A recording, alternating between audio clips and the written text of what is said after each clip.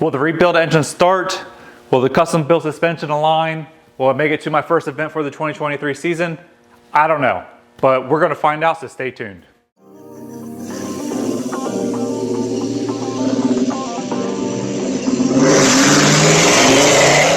Welcome back, everybody. So we are very close to getting this done and wrapped up for the first event, which is coming up very quickly at the time of this filming. It's 1 week away. At the time that this is going to be posted, I'm hopefully driving to the first event, but we will see.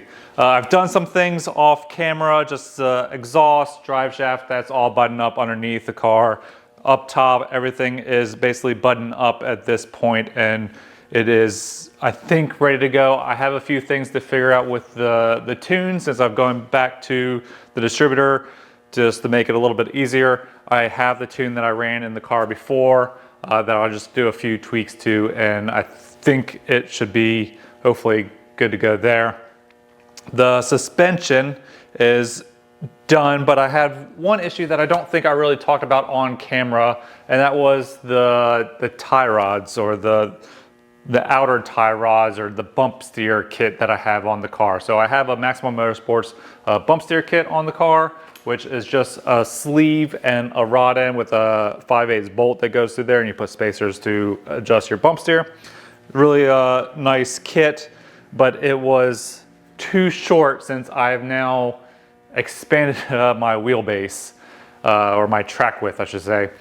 And it's too short. So I got some other sleeves that are longer from Racecraft, but I didn't really realize that they're not threaded very deep. So the threads on them are only 1 5/8", where these Maximum Motorsports ones, yeah, the threads aren't very deep, but it's drilled all the way through. So I can put this on as far as I want. So the ones from Racecraft, they actually bottomed out before I was able to get my toe kind of in where I wanted it. So I had a lot of toe out still. And if I put these ones back on, I have too much toe in compared to where I want, how much thread engagement I want in here. If I got it to kind of where it was looking close, I only had like 1 inch of thread inside this sleeve, which I'm just not comfortable running with that low amount of thread in there. So my plan is, instead of the Racecraft ones that I ordered were 5.5 inches long, because I thought that it would then give me plenty of thread engagement, because I thought I'd be able to screw them on further than 1 5/8", but I can't. And instead of buying the next size down, which is a 4.5 inch length one, where this one is 4 1/4, I would only gain, you know, 1/4 inch or 1/2 inch for both sides, and I don't know if that was quite enough.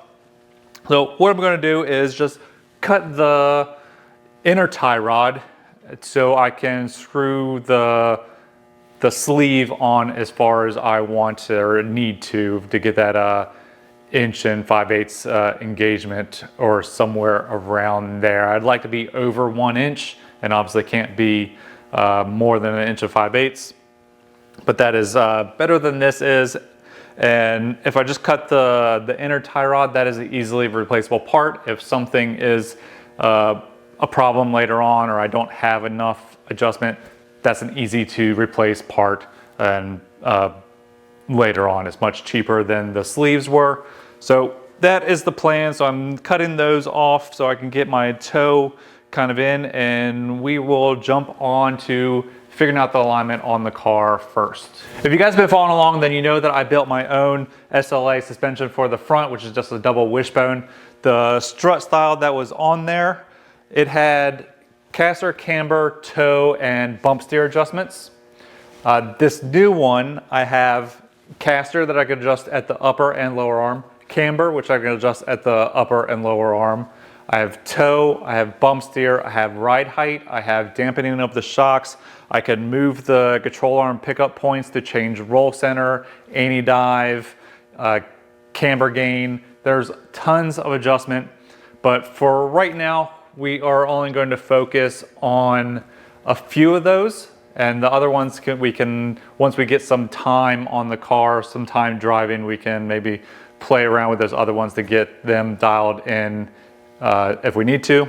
But for right now, we are going to, you got to start with ride height. So we'll get the ride height set to where I want it. And then we will do caster, camber, toe in that order. Bump steer, I'm probably not going to be able to do right now just because I don't really have the time, I think. It takes a little bit of time to get that all figured out because you got to take the spring out, cycle the suspension, get all the measurements, do it a couple times. It's a kind of an iterative process, so it takes a little bit of time, so I'll have to do that probably in a future video. I've done one on bump steer before, but we might do one on this suspension later.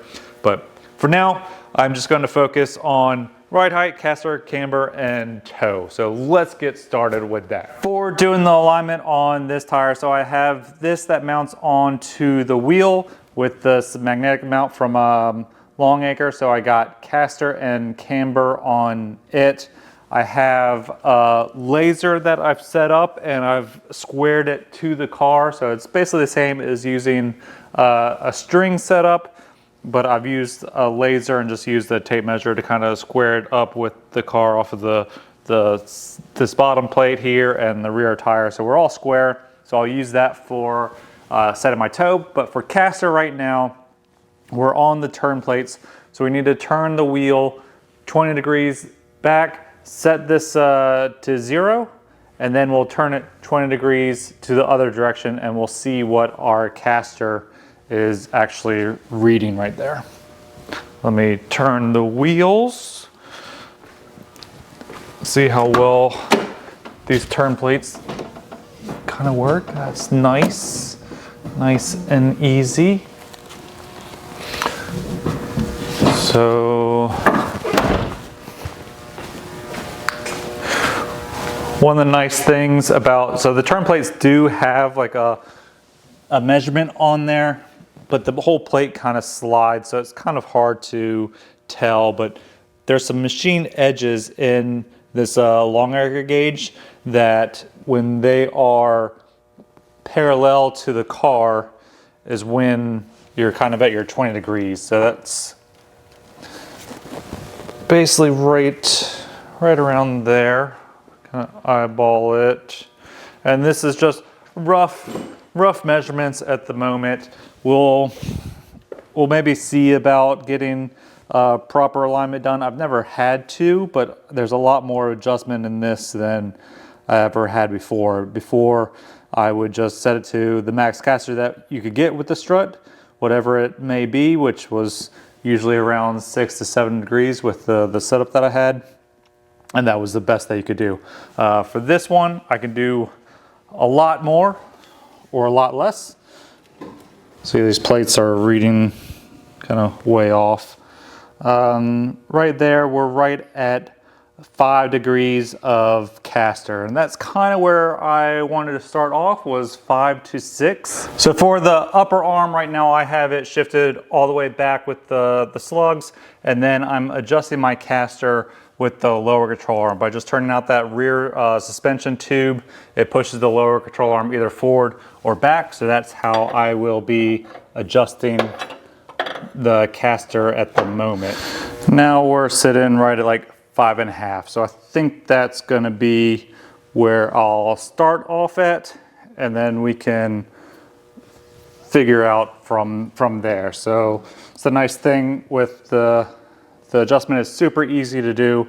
So right now I have quite a bit of negative, almost 3 degrees of negative camber. And then as we come this way, it goes to positive, a little bit of positive camber. Now we're at positive 1 degree of, then as we're right here, we're sitting at negative 2.25 of negative camber. And that's basically as much as I can get at the moment without taking the lower control arm off, turning the rod end out a little bit to push it out, but that'll also increase my track width a little bit, which I don't really want to do. So, and -2.5 was kind of my target, so I'm at -2.25, so it is pretty good for the moment, and as we compress, we will get more negative camber. As we turn to the left, we get more negative camber on this side. As we turn to the right, it will go a little bit more positive, and that's just due to the kingpin angle of it going in like an arc. And then the caster helps counteract that. All right, so caster, positive 5.5, camber, -2.25. Now we can try to set up our toe. So that's where we will use this laser. The wheel is straight, the steering wheel in the car. So now we will adjust our toe. So right now the rear is at 7 inches and the front coming off of the wheel lip is at 7 1/8. So that's telling me that I have 1/8 of toe in just on this side. So I kind of am thinking of doing either 0 toe or maybe just a little bit out, maybe like a 16 or an 1/8 of an inch out. Having toe out helps with turn-in on like tight autocross course. For driving on the street, I would much prefer toe in or 0 toe, because when you're driving, the friction will kind of pull the tires straight. So if you're a little bit toed in, the friction and the force will pull the tires straight, and it'll feel good stability wise on driving at speed. If you have toe out, the car will want to wander, but on an autocross course where you're doing a lot of turning and the speeds are much lower, having a little bit of toe out is preferred. Since I don't really drive this car on the street, having a little bit of toe out is my preferred method. The car is trailer to all of its events, so I'm gonna put maybe like 1/8 of toe out. All right, the alignment is practically done on this side. So I finished up with positive 5.5 caster, -2.25 camber, and toe is 1/8 of an inch out. Reason that I did the upper arm all the way back was to just try to keep the wheel kind of in its original place. I need to get the fender back on and the bumper back on to kind of figure out its placement, but based on the other one, I was kind of a little bit forward, so I tried to move everything back as much as it could go, but I still need to just make sure that it is in the wheel well kind of where I want. Moving it forward a little bit will be nice because it just moves your weight a little bit further back. So the further you can move the axle forward or the engine back, just kind of helps with the weight balance. That is one thing that I am not doing right now, is corner weighting the car, because I don't have scales. I need to borrow them from the Autocross Club again, but that will be something that we will do at a later date. This is, again, just to get the car going as quickly as possible. But that is setting up the alignment. Let me repeat it for the other side, and then we can jump in trying to get this engine to start. Okay, the suspension is all aligned now. I also got this torque paint that I went around and put on all the suspension bolts. That way it's just a quick visual that I can look and see if anything is actually loosening up. I did use lock nuts in some places, and some places I just torqued. So this will help let me know if that ever anything is getting loose. It's a good, just quick visual. Now to get this engine running. As you can see, I've flipped the car around in the shop. It's now pointing with the exhaust out the door. I just did that by putting it on roll around wheels and kind of flipped it around in the shop. So I've loaded up a tune on the car, and we will get this thing running.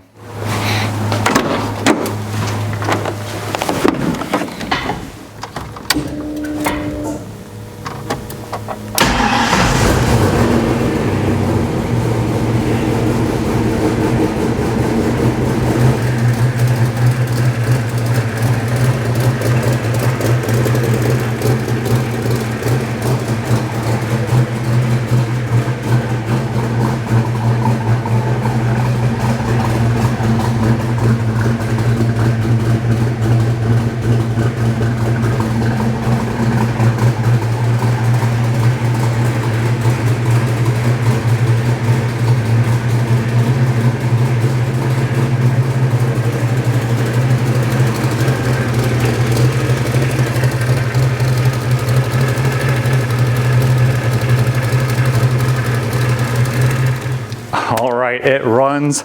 Time to crack a beer.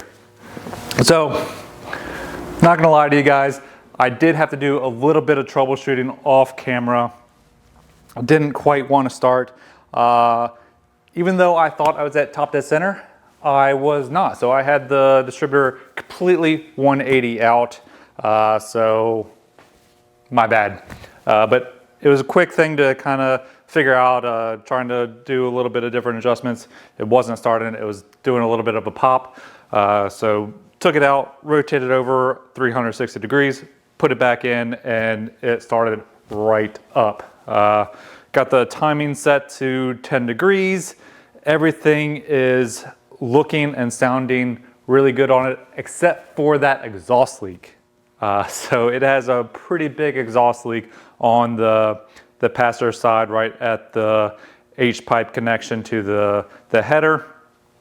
That side I think sounded okay, but yeah, we're going to have to address that, which it had an exhaust leak just like that on the same one when I first installed this engine. So it's nothing quite new, but I thought it would have been, I kind of figured it out last time. I thought it would be good this time, but do need to get that figured out. The car is aligned, the engine runs. There are still a few things that I need to do. I need to bleed the front brakes. I need to get this fender bumper installed. I need to go take the car for a drive, make sure everything does feel okay. But we are this close to saying, yes, we're going racing.